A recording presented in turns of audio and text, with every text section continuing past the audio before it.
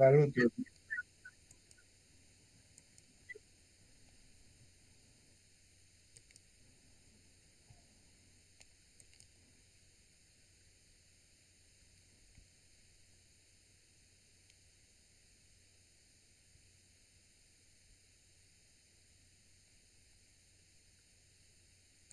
Hey, hey, hey, laat me met de fooi.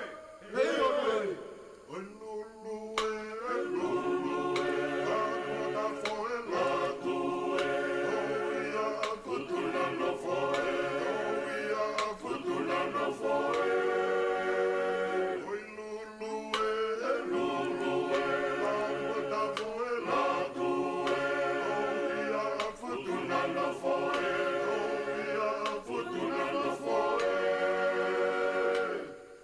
hey, hey, what do you do? Hey, yo, yo.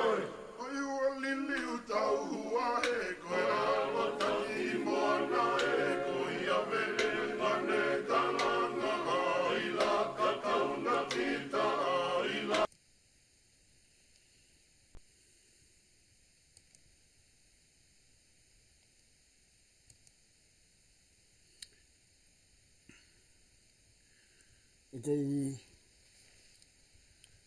kore ke u whamalumalu atu he talamalo e whanua, lotu pe mo ako, ka tā ke whahoko atu a e tau polo kalama ko ia o ku iloa ko e lepa o i whakakaukau whanua. Pe i polo kalama ko ni, te u whai atu ai ha whahoha ha tala ta alanga, pe mo palofesa i nok fotua kau me he maananga sene e, pe pehe me he maananga tonga ko holosini wata, pe ko tupo molo tuma, pe mo reha poto, pe me maananga tonga mo kauhala uta reha poto, hawe alahi a holosini wata, pe ko tupo molo tuma. Pe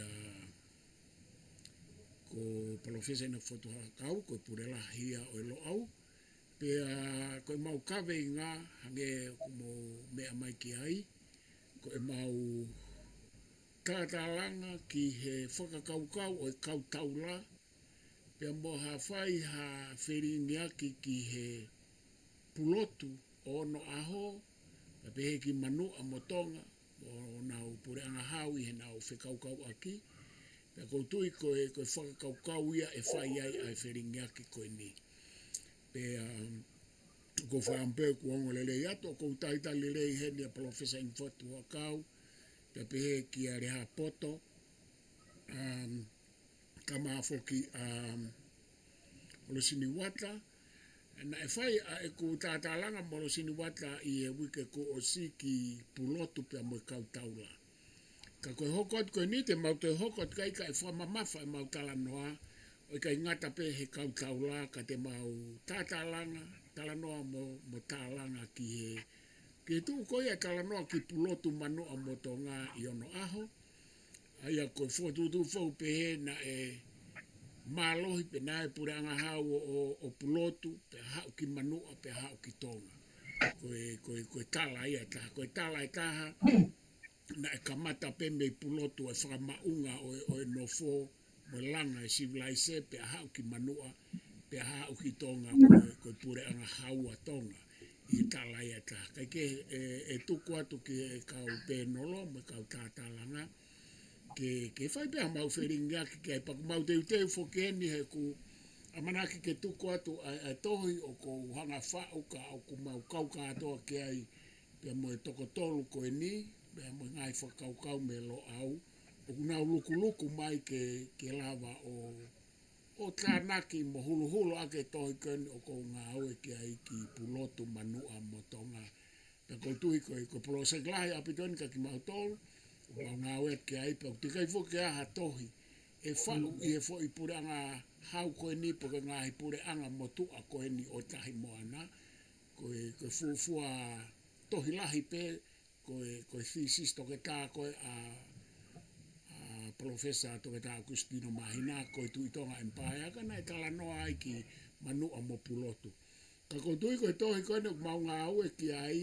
ani o ku lukuluk whakaukau me ke toko tolu koe ni ke te au o ku mau whenga ke mau lawe ko toa mo whakamahino i ange ko fea pulotu manua motonga moanga ina fe kau aki i he tau hao miono aho. Ka te u kore heni ke oange ki a Profesa ina fatua kau, ke ne kamata mai pe au toki hoko mai pe hoko mai ke halosini pe hau kare a poto pe te mau fetongitongi pe e mau wheringa ki ko sene tau minite ni ma maure rena ho ai taha mahalo pa ki alato o wataha moha to alato ke ngai miniti ka ma fana to pe mau ta no ka wi kai ko mau ko fa o singa pene mau ta langa he ka venga ko ni te mau me ha fa wi ke ua o mau wheringa ki pa ko ngai fo kau ko ia e kau ka to ia ki he ke no ngau aki tohi kai ke ko fa fo ke atu ko atu e Profesa of tu kau kai fa hina ke kamata mai malo.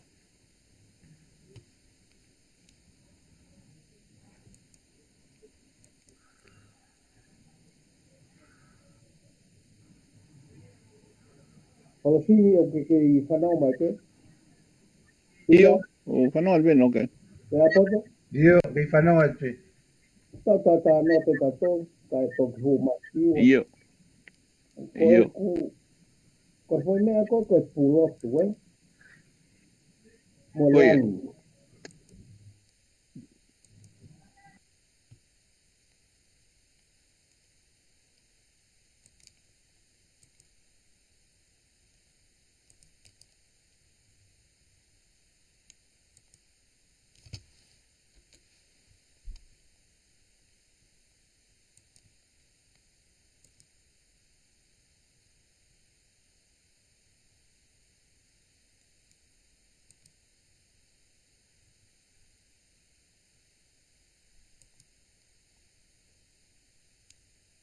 Uise.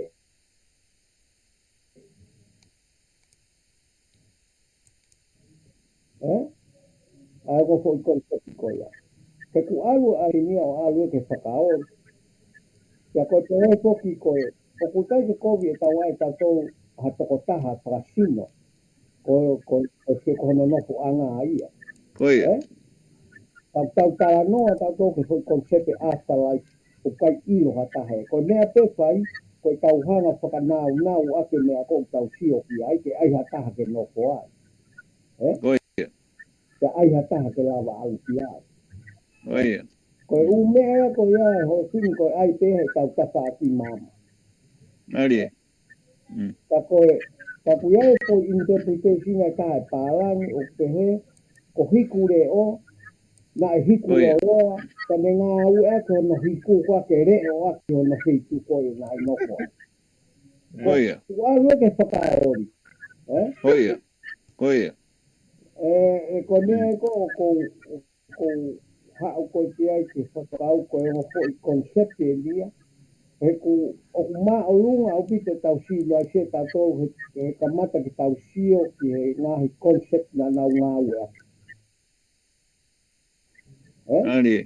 Ka koe Oia. afterlife mo maama he kai mama o ia me ia. Oia. Oia. Arie. He ka tau ko langi ia ko hua kau ko elevated place te ia. Ko anga e tau kalea ko te fitu. Ko e pana tau ilo na e tanusia e tau nofo. Oia. Ai nofo koe ai mawhai pure. Ke koe hau koe ki.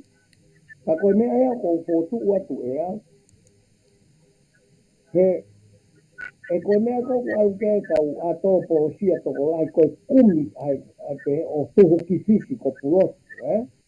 Ka mahalo ka ngai tuhu beki ai koe uri koe ke identify ate mate mo mea whapo uri. Koe o te ai mo mea te he ko langi. Ko haa moa ko ne maa olu ngā. Kai kei tui au ke o mea koe. Te tawota tō kumi a ngo wheitu ko physical place. Ke mea koe. Ikai, he koe concepti nau. Nā tau ngā ua. Te au kai ke kovi hono whakasino ona aki. Ai nau o maa. Ai u mea koe ia. Ke pehena e ai toko tahana e nofo ai ko nofo anga o hai. E siua. O hiku reo. Pulotu i o hiku leo. Ia. Ko u whakanau ia e tau tōru i māma. Ke mahino ke tau si o ke tau kei. O kai ke tu iau na e tama Nani. ke a. Ka kone o talangi ki a upomo tuma mo wiami. Na toki si au he tohi o wasi mai. Ko hiku re o ia na ia no fu hiku. Ta nane re o aki hono nofo anga e fu. Iyo, kuna whanonga peke ai. Koia. Ia. Ka kia pea uia koe e ki ofia nge mea koe ke te he e le se kau aki koe mo e tau te tosa kau koe o e tua mama ni pe koe more atu.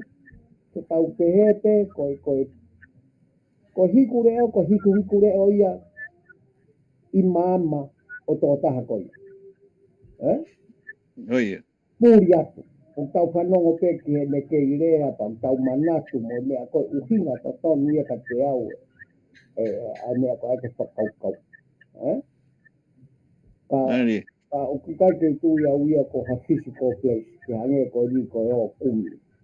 Ka i he fui whakaukau koe ia e ha ule vaia o tō ki i tau tōki i sio ke mea koe ko tu i pulotu, ko tu i manua mo mea koe ia. Pe koe te kuia ki whakaata ata maha physical evidence. Kena support e umea koe. Ke he mea ngā tala noa. Koe anga e whakaukau o nā. Yo. Mani.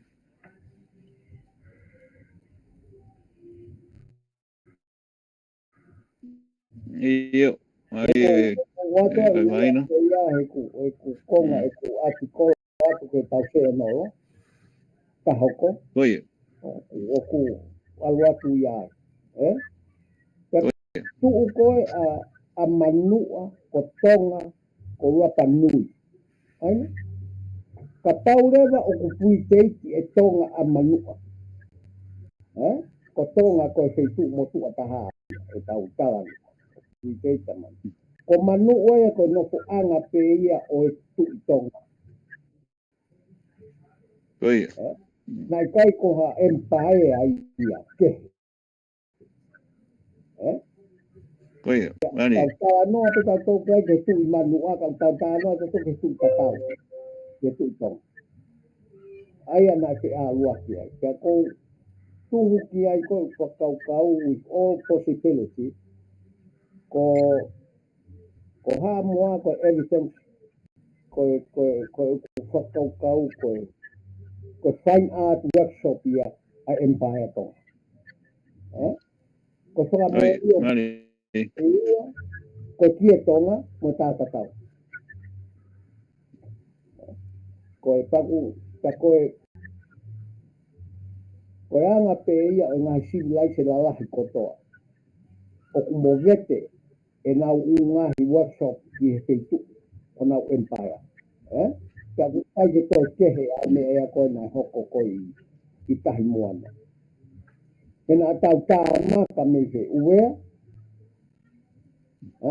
te au kuha ki ai he Nani. whakamooni ko Marquis Island o toi maka mo ia te au ku toki alu ai te ko whena e hau me ai o mai mea se tuku mai mea maka te otu langi mo ha puawa a langa kona whaitonga ka kuhu e whakaukau ka tangata ko tonga ko whai kurupu ko ia ko very distinct and different from eta ko ia ma koe sin koe a provincia ki he pati Ka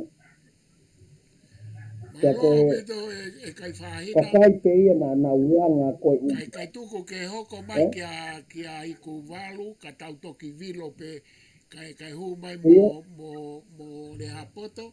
Ka kou whamaloa te he fwoi hulu kona whakatoka mai ai u whakaukau i he kamata. Ka kou kore atu pe ke tuku mai ke hu mai ai ku walu pe a tau vilo ki a le hapoto pa tau toki whoki atu kātaki.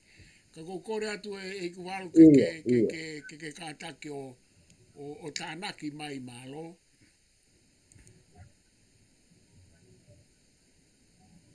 Ia malo vile powalu, pe ka kai whahina, pe ka reha poto, kai tuku ke hoko atu ki he kamatala koe a ku o mai kai whahina. Koe uhi whaku koe ka weinga motua, pa koutui koe ka weinga whoki na tau whiha ake i he taulo au. Koe o mai angeha fo i ho tunga whaka uhinga, o ku matamata tene hanga tari ha whehui o e aho ni. Tau pehe koe aho ni koe tau hinga ki he sio ko ia e ngataanga o e ho i tūta e mea e ua lalahi ko ia ko e ako mo lotu. Ai koe tau pehe koe lotu mo i whakaisiane o ku na whetaki nima mai ai mo i whotunga ako ko ia aini o e aho ni. Pea koutui pea tau tāwanga i whoki pea o hake rewa ko i whakaukau pa nge ke ne hanga nge o whakasino pe koe uhi koe hae uhinga e tau wholau. Aia koutui e powaro mo kai whahina mo le hapoto o simahino na tau wholau mai. Aia koe wholau mai me whee koe ka wenga whokia ku mo maheni ai ua. Tonga hake e sia tonga hake ka peheki Amerika tonga. Aia albe whoke tai mi pia mo longa mo uiange a e sia tonga hake. Ka ihe uho whaka talanoa ngā maheni ko tau uri ki loto e whakaukau. Pe koe wholau me whiia ka kuia e fo i whotunga ai o tutonu ke whaitatau. Aia koe hae o hinga o e wholau. Pea ko mo maheni be whoki i he tau tālanga i. Pe rewa he kau whakatotolo ko e pae a mai i he whotunga o e pekumi. I he ulu whonua. Pae a mai pea ulu mata whonua mai he ngai kuonga ke he kehe loa. Pea whai pea tau tuuta. Pe rewa he whauhinga honua. Ikai, whawhetoha lakia moanga koho tau unganga whawhanua, moanga tau whaunga. Nā tau hanga tonu mai. Aia, pea awe rewa fo i whakaukau ange ki he fo i wholau ko hanga tonu. Koe uhi koe ne afe i ha ulu whonua. O ku ngana whokia koe kakai ia o ku afe, pea ikai ke nau toi fie wholau. Ka mahina whaka ki tau tolu koe tau whakui. Nai wholau pe o wirita e unua pe. Ke wholau mai ange ki ngataanga koe o i wholau.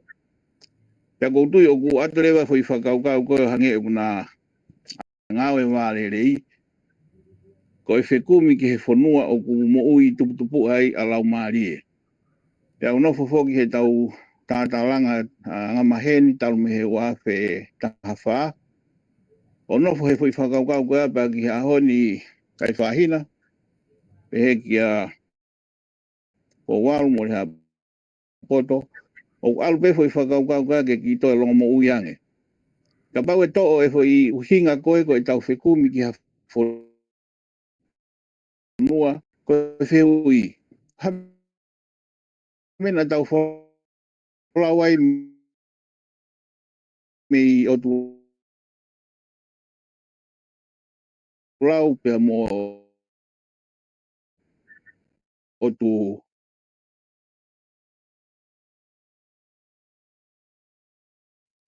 Micronesia, peko Melanesia. Hamena tau whalawai me ngai whanua koe ni, hame ku tau nofo e ngai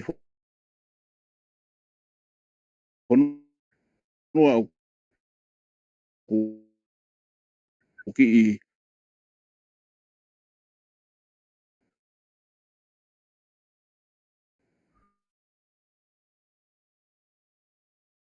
mohuangi he vai, mono ngahi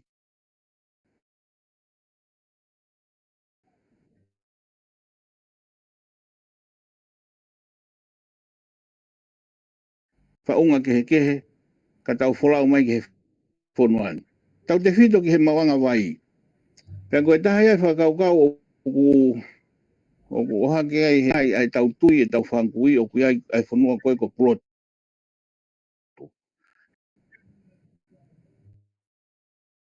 Au toi hanga o siofia nge he anga wha menga ai whahingoa ngai whanau to e whalau pe o nau toki au mai ki ho tau tahi ko e ni ai au tau pehe foki he tau ko e nau ilo ia ko ia au ia ki he pore maka ko ia ko wha anau ko to ngai wha mooni hange ko rump pe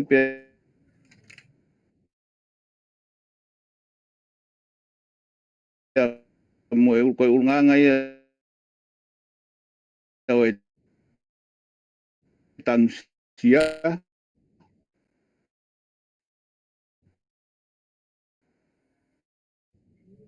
o kutu e motuani o kunihanga o taki mai ai foi ulnganga whakai pulo tu o toki whaafotunga lewa he whaapiofi ko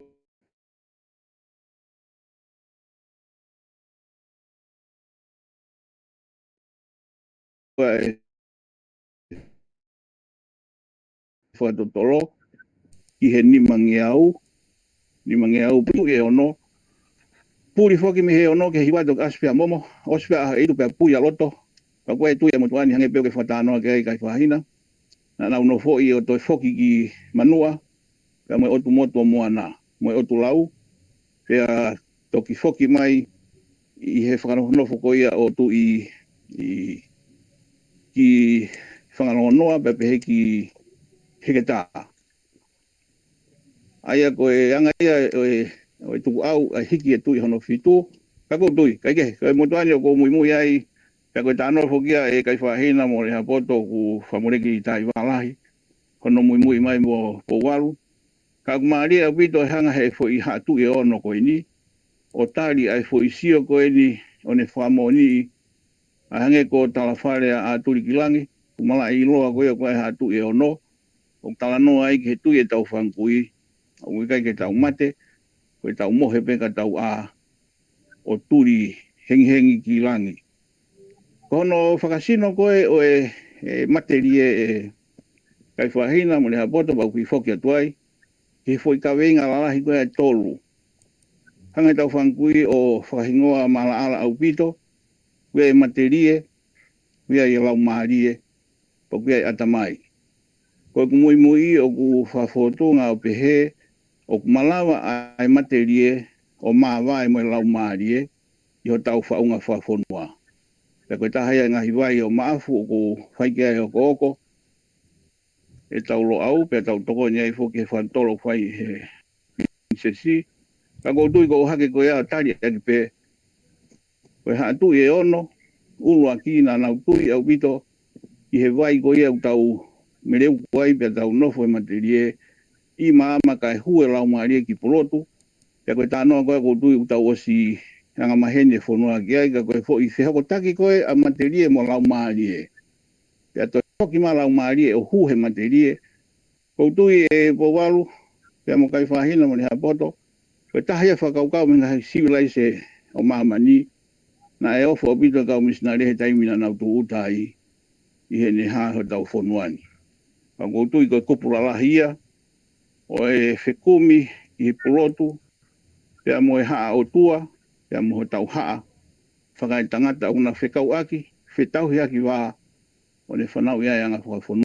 Koe tupu ia, me kai ke tau whia maari e pehe materie, ka tau tui, o tonu ke hoko atu e mui a tangata o tuputupua i he lau maari e i pulotu.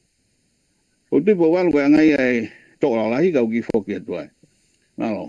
Malo apito, Malo.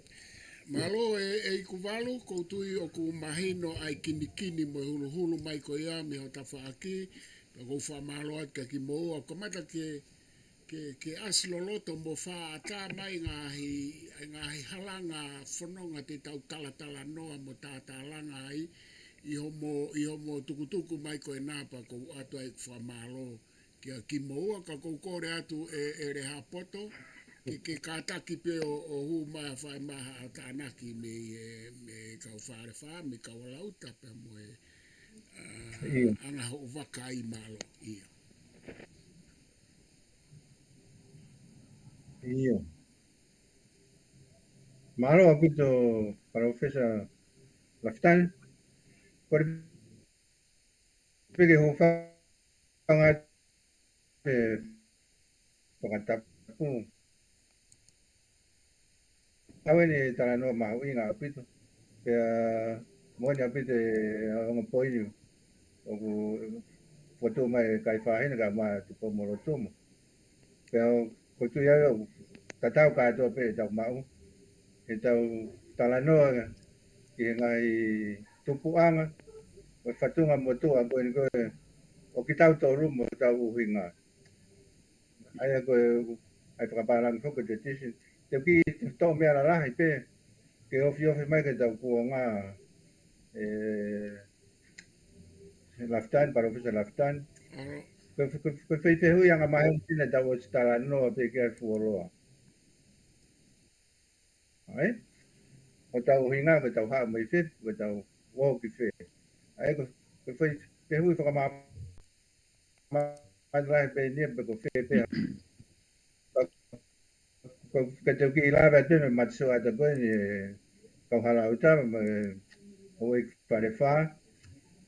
Tau ka pe me haa o tua, ko tau tupo ngā pe me haa o tua, ko tau haa kāto pe me o tua, ko tau no mahi pe. Pea whaiwhai hau koe tau tala ngotu koe tau ngai historia. Mo whakarero ke whai taimi, ke whatanoa pe kia tupo morito ke anga haa I māma. Ke haa e o ngā anga whaka o tua I māma o hifa me langi, a ho e itu, tala whare me kau whare wha, pe kau tau te hina pe. Ka e hange ka teo ko a ho e itu, na konga o tua ko mo konga māma. Pai ne ka whaitanoa ka whaitanoa mo tua pe. Aia ko tau kia te a ue me ana I kusio, o ko maha inga pita ka tau sio, ki scripture pe ko toi tapu ko ni Rod Karistiani, Me ke hoi talanoa ni mara aru pe tai mi whai whakatotoro ma talanoa mo tau wakiri mo tau wawanga. He ko tamsi ko en tamsi o tua ko Jesu Kristo ma siasi pe ko Jesu kalai si mo ngā siasi. Nai konga o tua pa konga ma. Pe ne pe ko ki whano no pe talanoa. O ka pe ke tau hu mai ma tio ata ko ni. O whare wha me matso ata o no aho. Ke tau te toi tui me ki matso ana matasio ata o. E aho ni. Ai ko whakakawe inga ke tau tara noa pina ke whakatu ma pina ane nai e Laftan he tau kamakamata. Ke tau te siangi mai ki aho ni. Ke ha e tau sia ko he aho ni. Pako hinga ko ko ngai ko University Law au. Ko tau tara noa le pita tori he wisdom. Ko poto. Ai ne tara no pe kia mi ono aho. Ai whuiria ko poto. Pe ko tau tara no whuken ko ai ko ka venga mo anga o whakawa mo. Ki tau te me ko na tara no ki ai. Ko tau te sia pe ke lo tu ko mo pe te ko tu mai ko kai whahina. Ko me tara no pe ki tau kai me ko tau I māma ai. Mo tai me ko tau osi ai me māma. Ake māma ka hao. Māma lo tonga ai. Māma ka hao. Ka neo ngoi. Nau tau historia mo tau tala. Mengai whatunga motua. O kutoni ke o te kufuri aki. Ka tau sio le reipe. Maha pe raki asma ko e kau parangi ki tonga di ko smahin ka to pe ki tonga ko to. Ke se turi tahano e ko tahano e ko la mea ia mo suten. Ko ngo wena na raki o mai ko o mai na me Europe. Ko hanga e pomoro tu mai o te fa ia tu. E tau hau ta tore na tau hau pe ta tore ki tau tore ka kai tonga. O no fo e potu tae ko ni pa mo tonga. Ro ke to hau ene ka Europe ko tau o tonga ta to. Ai ko ka hau pe tau hau o ko pe tau ngai tala tau ngai kau Katia we ma macho de we ma se me pare fa. O ku ma we na pe de a creation myth, eh? O tau tala o tua. O no whakatupu. Tau tala noa ko tau tala noa ki whakatupu, eh? Ai na pai whakatupu i. Yani. Na tau e stongan pe tau tori. Tala noa tu pomi mutunga na tau whora o mai. Pe aku tonu katoa pe. Pe na raka pe kakaya hen, pe na pe kakaya na tau whora o mai. Ako ni hau ke ta pini. O ku make hea tonga ni mga hi. Ako tata na ki ngahi mea ko ni ko kakai na si raki ken, kakai na nau. Ai ku kawa lo au. Atu ko na no ga lo au. Na toki ora ma lo au ye pe na pe na toki au. Mai foi mama ngia. Faka o ko fa pe do ta lere mai ya. Ai ko ta no ga se tuli ta au no. Pe raki hau ya pe ka pa ngi ta sio kia. O ka tu e ke parang da ko da ko kapten ko ki se tuli ta pe tu. Senturi tawaru asmaile wa toki ka me ya ko ta pe. Ma ko toki ka me ko William Marina ko pa parang. O ku lah ya pe mai ko na no fo ro ko to nga ni pa to no fo ka mo ka la pa mo ya. O ko e nga hi historia mo nga to hina ni nga. O ta na to ke huru ma pe ka ta to ku ka ke pe ya ke ta tu ke ko mo ni ka ke huru ma pe ke ni hanga. To fa fang mo. Fa fang mai na mo ni ko na ka ma ta pe me ha o tua me lang ai ko fe dia ta ko na pe to ko lang ni ko pulo tu pe eh pe Maria pe to ko ta fa to ya ta to me ta ki university lo au ai ko ko ko e ko ana ko fa fe ana ko me lo au o ko fo I ama fo I poto ko wisdom que ni hanga ko fulfill ngai fe I ko ko ta fe ya cái mà bị họ có tàu tàu tàu Yo, để họ có mà tàu tàu ngay từ cầu lúa ao cái này thì nó họ có chú cái tàu quá cái destiny ấy cái tàu quá cái phê tu có cái tàu phê tu cái tàu quá cái mà được cái lên pa hay cầu mà đi mà rồi mà cái phía cái được phần nào mà chú cái phần nào mà cái ngày mẹ phố của quá có ngày mẹ phố của ta nó cái money ya mình cái tàu cả rồi mà rồi Malo pito rehapoto. Malo pa. Malo pito rehapoto ko tu ko to kanaki au ke anga o mai pa ko wakaya tu ke o mo fola haka mai mo fola mai o whakaukau. O ku asi mai ai matalahi pe mo e loloto o e talanoa ko ni ki kaula ka tau mei nofo e ka anoa ki pulotu manu a motonga. Pa ko tui ko ki lava pe ko whetana ka tu mahino mai me homo tala noa. Na iai e u whakaukau whakalotu, na iai mo u whakaukau whakapolitikare, kawan kai mo whasosiare mo e ha. Na e whau ake u tala noa ko e ni. Pe a hane ko e mea ko mo hulu I mai. Ani. E palofesa I nau fotu hakau ai asi koe a kautonga ia na nau asi. Ko tui koe whakaukau mau inga e pa ko o ko nofo whakaukau atu ki ono whakahuhu mai vai whakaukau ko ia ki he tohi I e ngau kono ko whai e whakaukau a kai whaina. Ai asi koe a kautonga ia I he ngai fo I tala noa koe ni.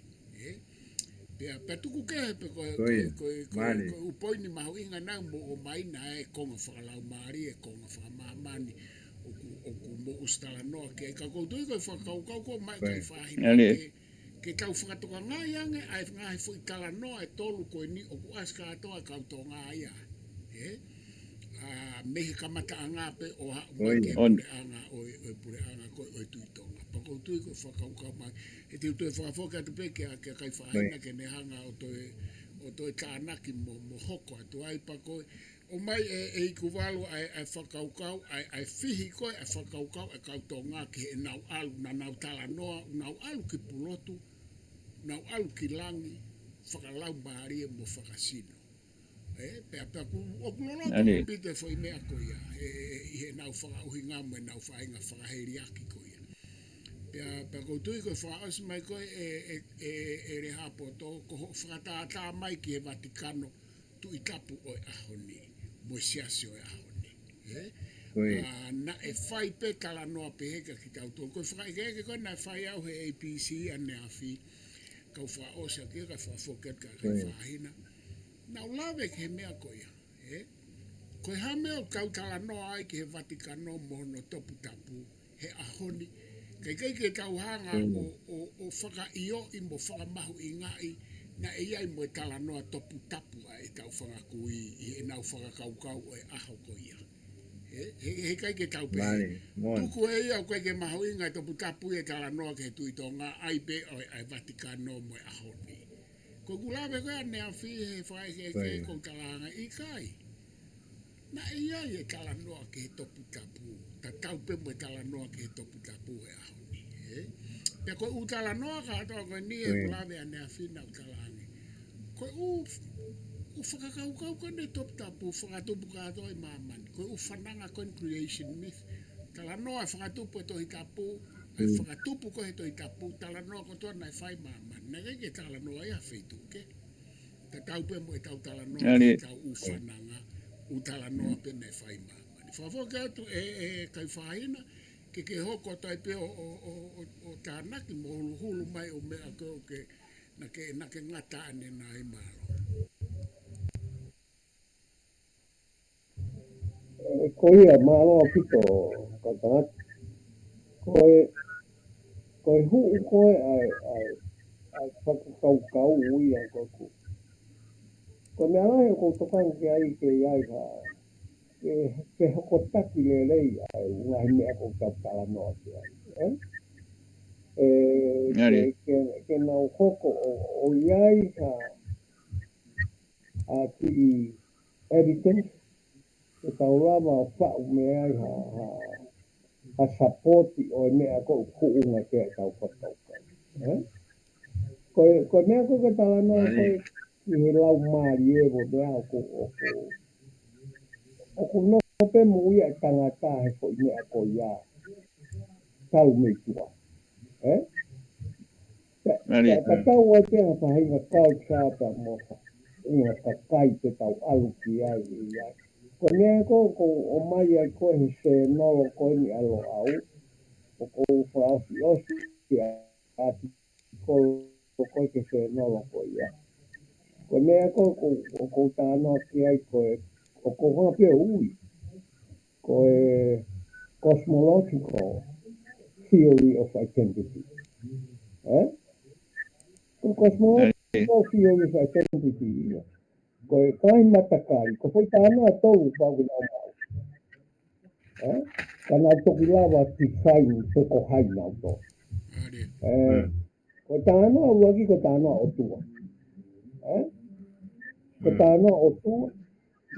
Ka mo tāno a creation. Ka mo tāno a he culture.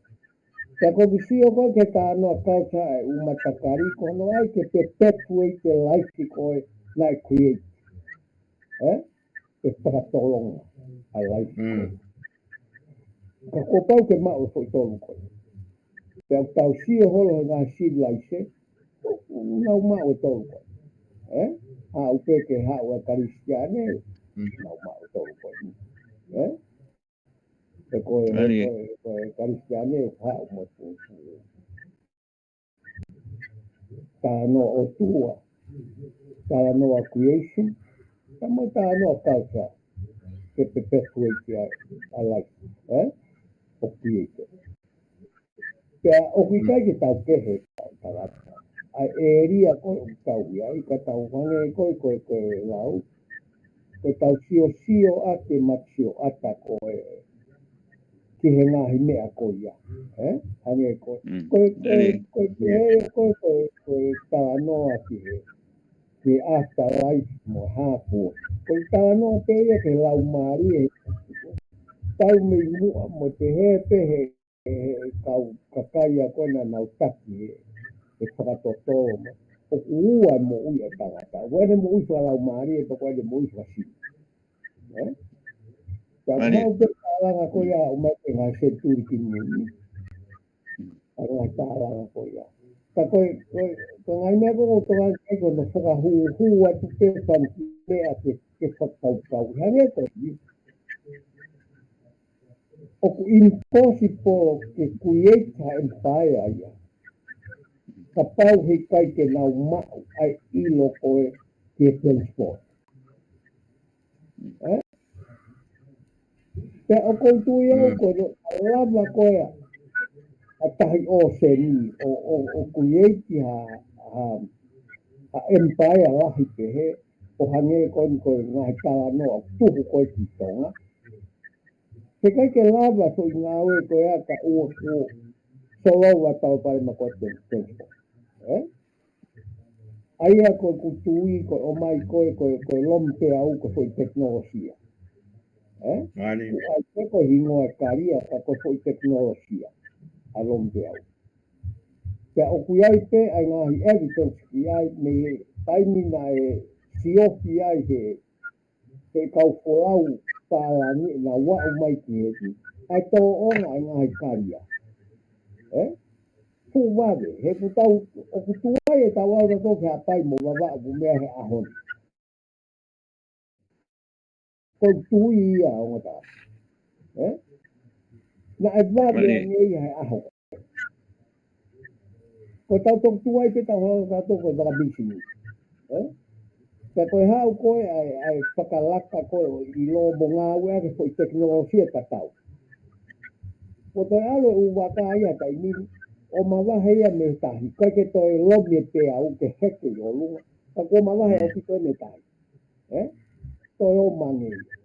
Ka koe whakaukau atu, he kai ke lava ai ngā ue whaka empire ai hatau, I he potahi me pasiki, ka ua ko tau solova ai put transport. Ka koe mea ku hu kai whakaukau, ngai kai ko se au ati he aho ko ia ko hatau pare makai tau tō. I he malava ko he tau mahanga ko o mao se teknologia ko ia ke me whaka e tau ke hoko ta. Ke kai ke lava pure I o tau potahi e tau tō. Ke se ngā ko ko sino pure angata. E ko empire. Pea ko wina ko ke ai whakaukau he ku alu ko leo ko ngahi kariana ngahi me se tu a ka wai ke ngahi. Ka tau pe fish. Ka tau ko folau ko lahi na to ko mai ko ni sila. Na e petuku mai ai ilo ke he me he wā ko o seni mo kai o motu. O lava e tonga kataha mai. Kia. O lava o tau pe ko centralize. E ko kapai te tau alu e ho sini ki historia ko na tula o wakatonga, karia tonga he alu. Na ke he pe foi kau tonga ai. Kia ke he pe kau ngā au e ko O hange au a kau tonga ha special force. Kai ngā waru me nau kau ngā au e ke ngā au ke transport mo hapo. Mea kai mo hapo. Ka kupe he whakamooni ke he kalanoa me ngahi ke tuko. O kou ka kumatu unga e ku o atu ko te whangi kalanoa kana kau to sio ki ai ke tau sio. Ke anga ko e tau no poka tau ke hito ke asia ke koe ni koe mea koe a manua ko.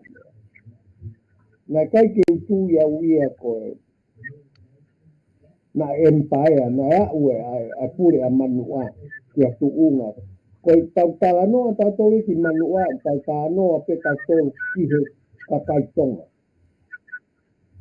O koe ke tau talanoa tau tolu ki a tau matakari ke.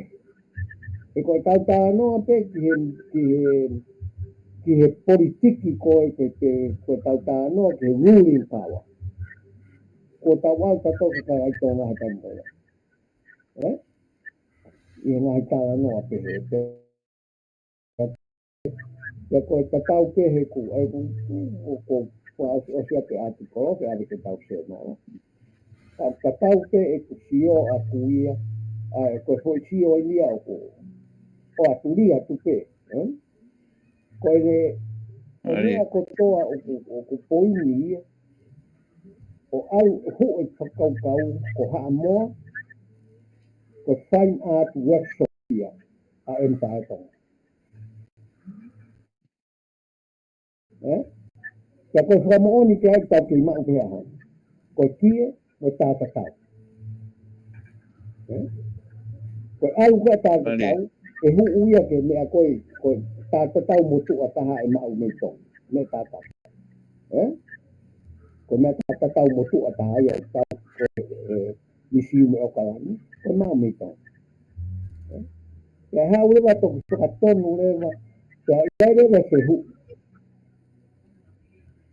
E eke ki he na mo tāta tau a se. O ka pau koe ngā au e koe ni na mo whai te kautonga. Aia koe toki mawahe koe ai hiki mai i kai toi whoki koe ai mawhai pūre ki tonga. Ki mama o mai a manua to kamata ai a o mai teke kongi mui o sini mo Williami. Nā ke ngāhi peki e ia i haa moa koe abito. O ku toki ai ngai narrative for all ia.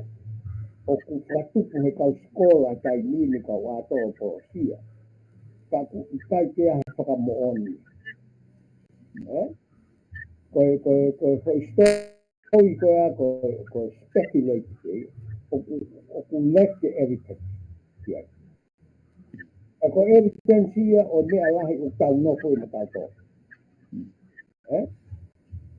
Tau sio koe whiu i taha. Koe tau tala noa koe ki he transport, ki he lata.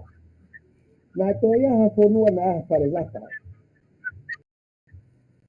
La lahi hange ko whare ko ui tonga. Kai kei tū au kia. Kai kei si o kane. O nai evidence le vai a develop koe a koe transport. Ke lava e tonga. Mihe nau senta. O Mapurei. Ai o senta si. Koe uhi ngā pe he nā watu. Nai ko mau ko au ki hapai mo baba o tama. Nai lau houa pe. Haa moa. Fish. Ko ea mea ke tau tuku a mua tau whakaukau. Ko kai pōni pēr ko watu au ke mo whakaukau i he mo whakatoro ke mea ko ia. Ka ko hanga pēr o ria te pōni. Ka koe osi koe atu koro siwa te forward ia. Ko ke mo sio ki ai o koe te mo lau. O sio koe ngahi whakaukau pēr ko ria. He ko moutoro mo whakatoro ki ai. Ko e ku toka ngā ko nofua he ngā he kaukau aki o ngā he whakaukau. Ke mahina o kuiaha ko i wha unga le rei ke tau tuhu ki ha whaida mo. Ka te utara te e ni koe skola a moa na ma fuofua ke tau laki a te nisi. Ko tamba tena whaua. Ko ne tāno e ka te au. Ko manua i no ka haitonga. Ko kau ha moa. Ka koe ai e mea ko toa peo he tuku ki ai. He koe ka haitonga. Ai a ko wato i koe whakaukau. Ka pau e pui teiti e tonga ia a manua. Ke hea koe motua ngā tonga u alu kia a kio o siare. Ngā trapo o te ani. Ai a ko manua ia koe nofo anga pe ia. O titonga. Ai koha civilization mawahe ia meitonga. Ako na siwa mo mea ke tau whangau. I mo mo tolo ko mo whangau ki tok ki hi holo ai ngā kau koe o ku. Ia tuka koe mea ku ke koe kau o ku atu koe he ku. Tāna pia ku atu kolo koe ki cosmological theory of identity. Ari. O mahalo ko ki tātaa pia la he. Ia. Malo bito kai whahena, ko tui koe Maro bi o ko He te tau ke mo kau ha mo a ko mea. whia au pito. Ka koe tui Ngari. koe tātālanga ni au te kai ke whaia he malai ako hano whai e whai tātālanga koe nipa ka mea ko whia ai. He koe tau luku mai tau oko ke malawa ke whakahoata atu i he tohi. A e tau ngai whakaukau i he tau tātālanga koe nipa o kou whamaro lahi atu e kai whahina, e koe toi tānaki mai upo ini maho inga ai, hangi e koe whamamafa mai ke he transporting, koe mea maho inga au pite whai teknolosia ai, koe mone au pite ho tānoa, ke kia ha embaia i mamani na e tae whakalakalaka i nau teknolosia, i whai poini koe au ko ke tala noa mai ki ai, koe ngā koe tau taimi, te utuku atu kia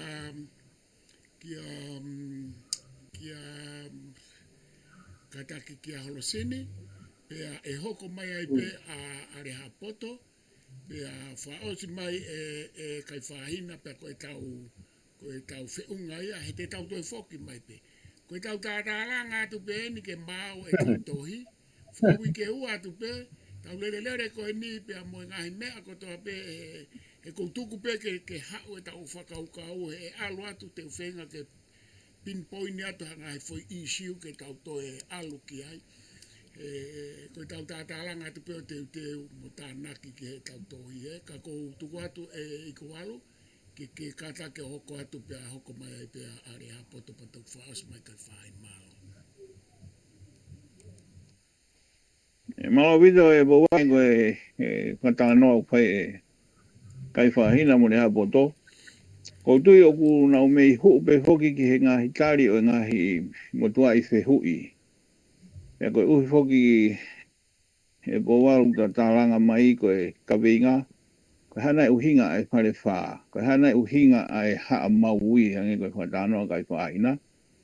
Koe hana e uhinga o hawea lolo whonua.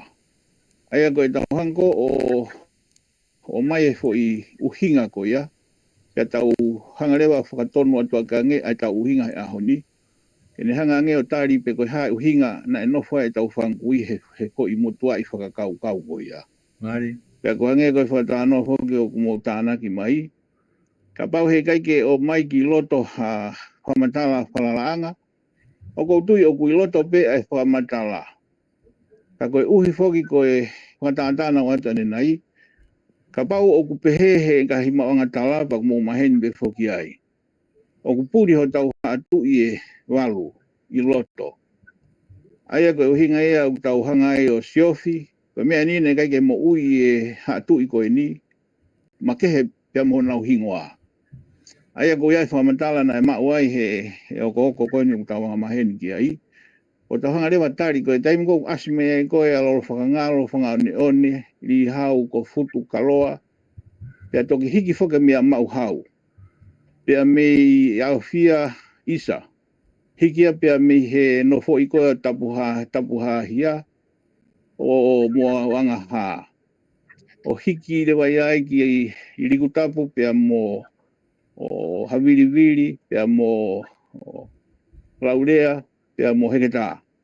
Aia koe taimea koe au toki longa mo ui rewa i pehe, ko kui rewa ia koe haa tui tufunga poto. Ka i he taimita tau na e huu mei wheta o whatata.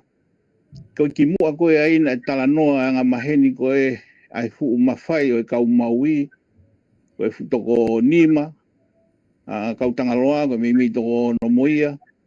Ka toko taha a pulotu, aia ko tauhi anga ia o e lau maari e. Pea koe taimia o tau hanga ia o siofi, e kai whahina pa pehe ki a Powalu mune a poto, na ia uhinga e kau misna rea ki he kuongoi, na nau to'o e foi tala noa e ono. Koe uhi na e o mai lot whakasane mo tui o kuia e mo uita e ngata e whanua ko he wani. Ia ko tui na nau mawhana ai ka na nau toi siofi e fu whainga fua vito e tau toi whoki o si e tau tari lot whakasane. He kuia i pe e tau tui a tau tolo mo tua ki he a turi me he fu mala e tupu a ko ia ko a turi ki langi. Ia ko tui koe ngā maari e tahana e whatua he kau misnare mi he sa me hoki ai e anga mahene tau whatalanga ki ai. O peherewa e toka tā muritoni, ko e sa me ko e fitua vese honga furu, ka te whaua e himi ko ia wiloa, ko e hatu i o sapa.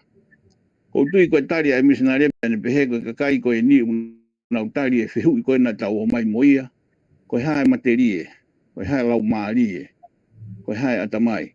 E ko tui e kau tangata o ku mahu inga foki hango e tānoa o whai e kai whahina, ko e whakaosinga e aho, ko pau ke ha fui whamatala ke te ongoi, o ku tau ofi he fui motua i uhinga. Ka ko tui ko e tau talai hanga mai, kau tau hanga awe ki loto, ha whakamatala ke lawa o se aho, o whawhia maarie e matanga, he whamatala ku tau o atu. Ko tahe whakatatate o atu au foki atuai, o wai foki e tui ha tala mo hawea, o kei whanofo he ahoni he tofia kawa, te au haia he nau hanga ai e whahinga lahe o kei mau pe he matawhanga koe ni, o ngā e aki ki he fofonga o e tui tonga. Te au e whahinga unga hanga ai o kou tui o kuni hanga o mai e fwoi whamatala. Koe uhi koe nau no foi o tui loloto au pito, koe kia hano maho inga ano e materie, ka pao o ngata pe he materie. Koe nau tui o mahu inga materie, ka pa uhoko atu ki he lau maari e. Pea mo mana tui koe tui hatala, na e whanonga koe o kore ki hene o mātua ho tau tala muaki, tau whatunga muatua. Ke wana tanu hono sino kai whanonga o eke kahi ture. Reo, wale tau whatonga e mandui koe tā noa whoki pea whoki mai ko si tanu kai afi moe vai. O mo maheni whoki tau tanga anta koe tā noa pehenga i civilization mama. Ani.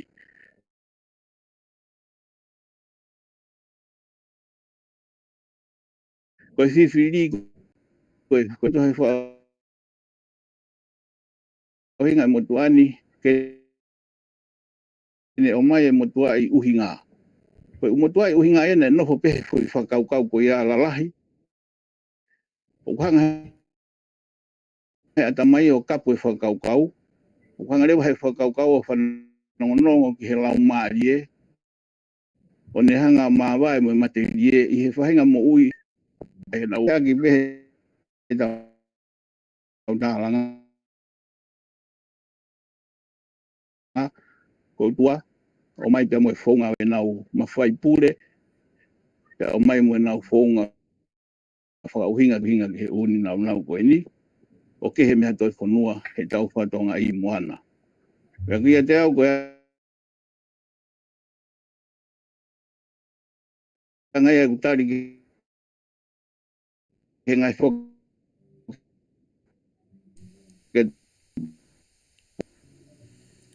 Malo pito Maron. tupo molotoma halo sini pea ku whawhiawhia o pito hikai te utoi whalolo mahina o pito ho tā noa pea ku o ku whao atu perlo loto e mea koe ni ki e tae o ata mai o e tangata. Koe mahina o rewani e tau tala noa ki he ngahi senturi lahi o ku tau whainga ke taaki mo hakure mai e mea te tau lava ala mau au ke ai whakalau maari e whakaata mai po e wabanga mo e wavala mo e hafua ngai mea ngau e ka koe whamalo atu he kai ke utu e whalolo te uhoko atu ke kadake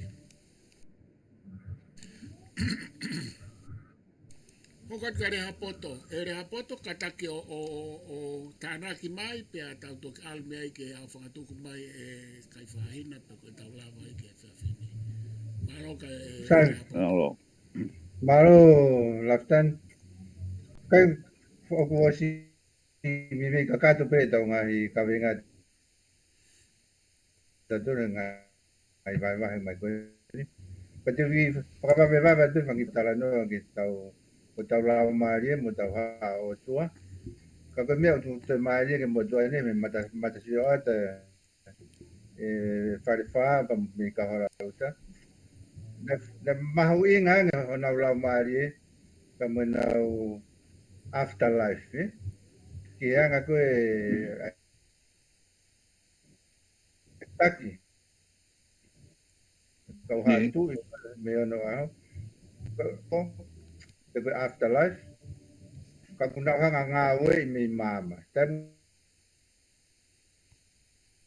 kuna ke mo ya la me ko ane nai mi ta tau pe ma me anga e tu ya lo tu mo ame lo tu fo ha go hanga ka te Ni.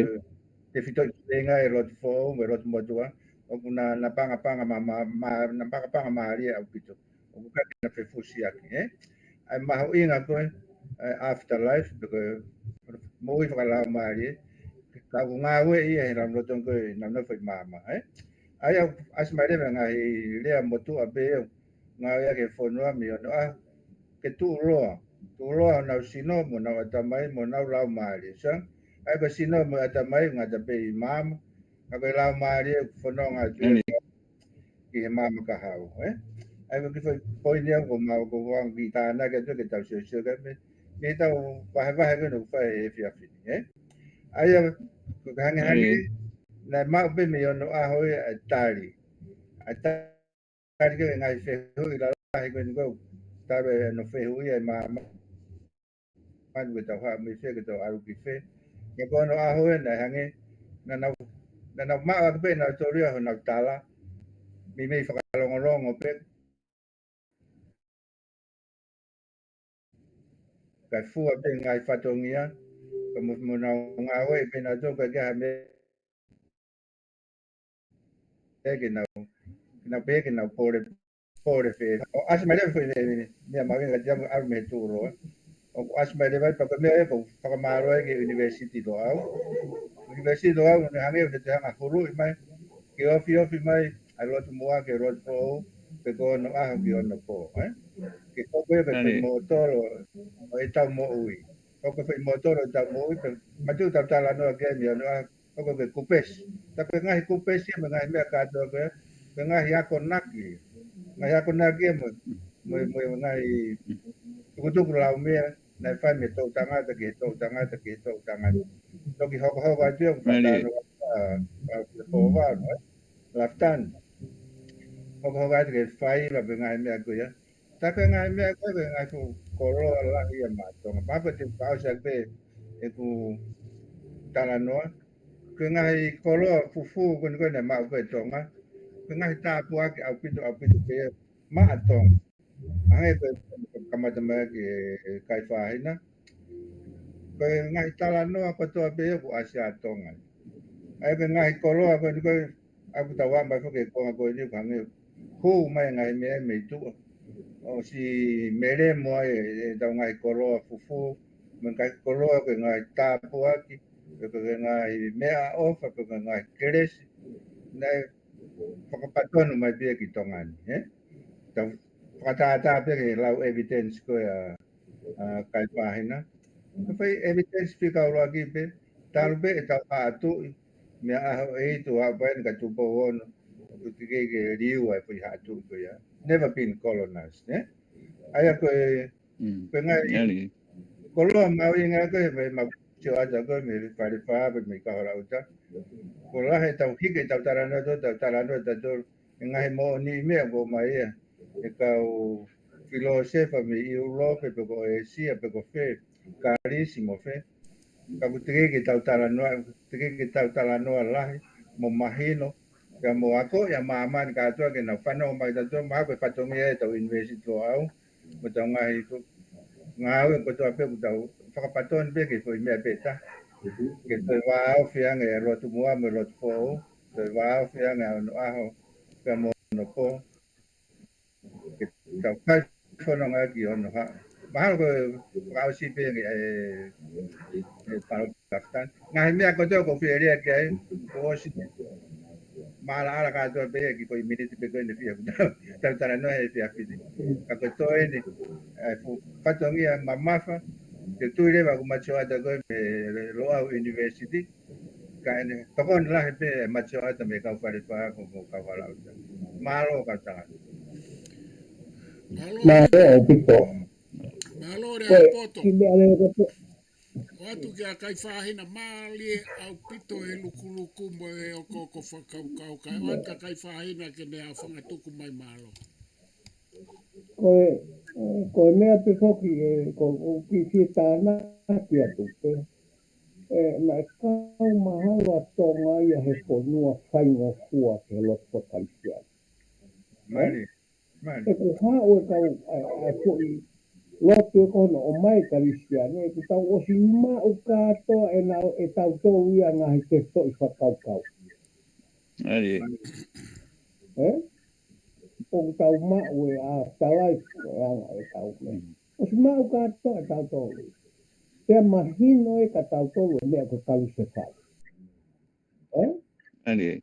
E ku o mai he ka wā e fo i understanding ki he. O ku iai e kalu se whai. Mali. O ka kato u me ai. O magatu unga ko e ki halo. Ko mea koe ko mea koe se tongi ia. Tau pehe ko tau tala noa o tua. Mali. Nau o mai o se tongi. Ha o lo whakaisia me o se tongi. Koe o tua. Ka koe kei nofo pehe fo i whakakaukau koe o mea koe o tua. Pea whaingo fua rewa ai a mea. Mali. Ko taiti ko ke tau tala noa koe ki he whau. Mon, nai whau e o tua tangata. Mali. No tua. Ka alu me iai ka tangata. Ko foi whakakaukau koe o kamata ke whihu ia koe pehe. O tala ina pali o tua. Atui. Oye. Pea ku alu rewa si o ia ke o tua whakaristiani. Oye. Ka to whihu ia pe koe. Ko siana pe ia. Ko tangata pe ia. O koe ka pani ia. O toko ngai whihu pehe. Ka pote tau sio ko tau tala. Ko tau muaki tala. Mali. Nai osi o mai peso i whakaukau ia ko ia. Mali. Hoda whoko tuu koe aho e tu. Si mai te ia. Eko Oye. pea Ari. neongo ho pure. Ka e si e mau o whare.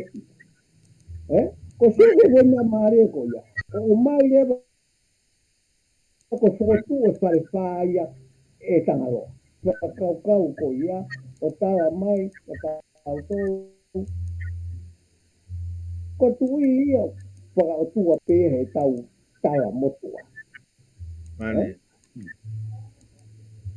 Pea toi whakotu e o tuae mo mea ko tau whare. Ko whare wha. Ko whoi ko tau kau ia ho tau tala a tau tau me mua. O koe ka tau toki maa. O tau tau o mea ko ia i he tai nini. Mali. Ka pau e alu rewa o kehu ia mea ko ia ko tau muaki tala o tau tau nani o mai e mea ko. O toi maari e ang ka pau te tau tala noa ki alo au he tau mea ka hoko. Mali. Mali. Ka koe whakotu ua te ako koe mea koe ko te he. Koe tu i mohono whare. Nai osi. Tala pe ia ho tau mua tala. Ko mea ko. O tu ua mea ko tu i.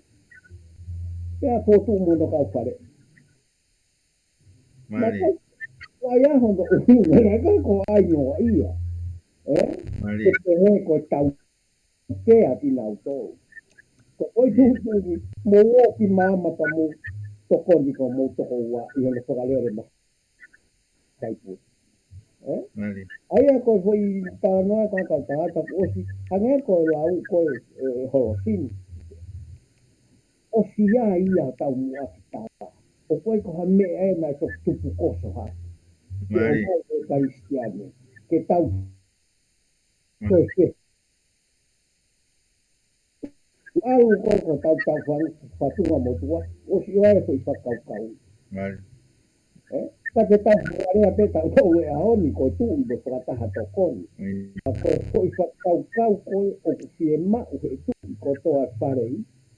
Koe whakaukau motu oe mo tau tau. Ia ku pau rewa ke tau tō seita. Ke to e ofi ane e tau mea ke tau muastau. Mali. Io ko foi konga ko ia o na hoko. Ia koe foi hoko ko ia. Whaka o tua.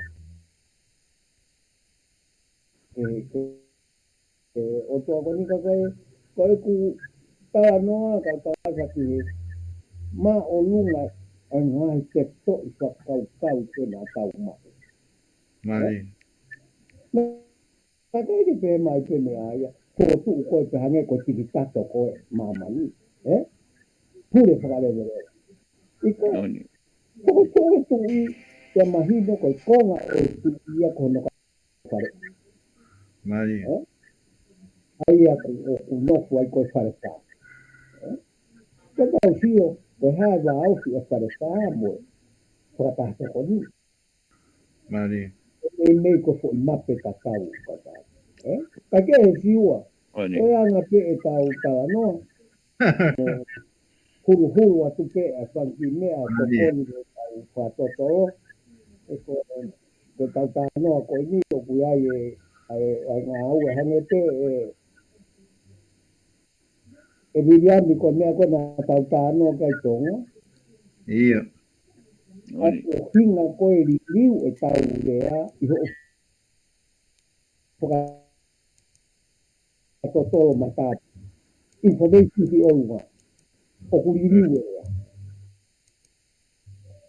Mali. Ai ngā tānga kia o se whako o whakatotoro ki ai o iku ke fo i nea patau. Nāre te he ko tala noa ko se tangata o fie mau harea o toi mā o lunga. Mali. Te aluere rei whakaukau o tuhu ki he rea whapunate.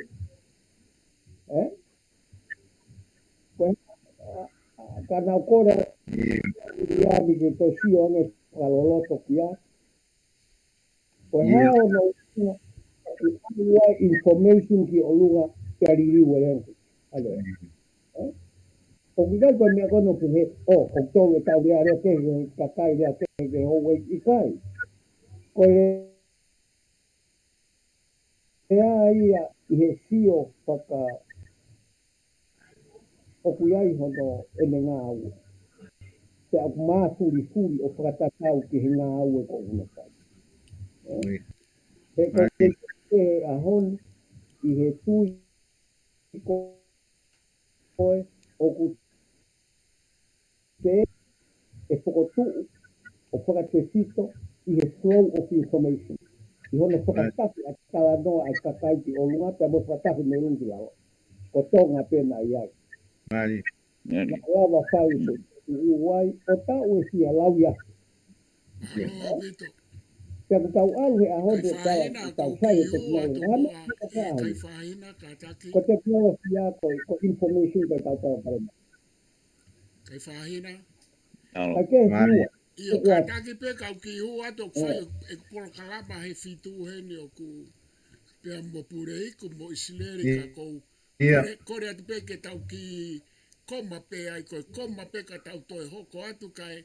Ka koutui e kai whahina malo a pito ka koutui ko whakotu mai koe na ke koe tau ka veinga hoko koe tau tānoa ke alo au pe mo e whekau aki koe mo pulotu mo manua. I mo e tau pure anga hau ange ko e ka mea o ke hanga holo i mai kena foi whama popo maaria au pito ia pe te tau alu ki ai o se wika hau wiki tu ato e whoki mai tau repa e whakaukau whafonua ka koe Ka koe fwoi tali tatau ia ka tangata na uhanga o ai ki hema proklama pe mo Silvestar nai a uho mama olai. Hene eke mai kon ke mea kon ke foreign affair pe mo military, eh?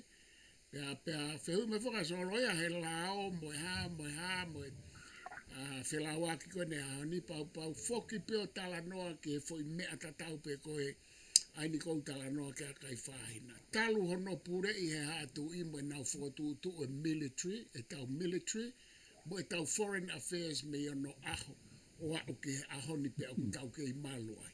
Ko ha mea ka tau tukuanga e foi mea o tau maluai he over he 1,000 years, eh? Ka kuangea ko to hu mai ko na a kai whahina holo i mai ia, ka kou wha malo atu whaka kau tatau, ka ki moutol ko to hape ke tuko mo vai ka mo i tai wā, ko o whalahe atu ka te ki moutol me whai whatongia, ka tu ma kai toki wakai ho tau e whe, ka tau tatau ai, malo au. Mari.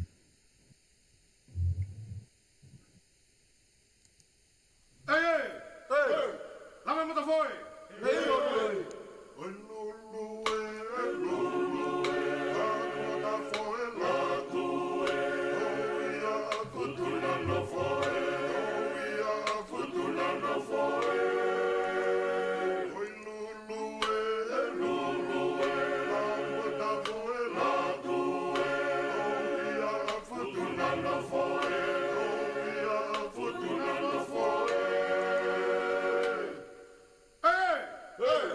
What it is?